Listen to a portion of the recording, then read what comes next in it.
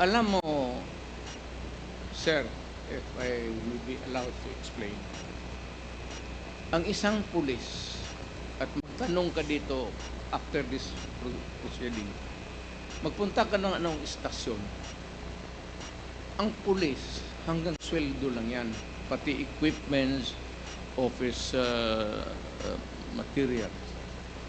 Pero mo sabihin mo yung pulis na may sariling fund for an operation day-to-day to follow up cases sa mga criminals, wala, sir. Magtawag ka ng isang pulis dito ngayon. Magtanong ka, pagkatapos dito. Yan po ba, So, Mr. President? kailangan, Go ahead, sir. Yeah, Go ahead, yeah. sir. No, go ahead, sir.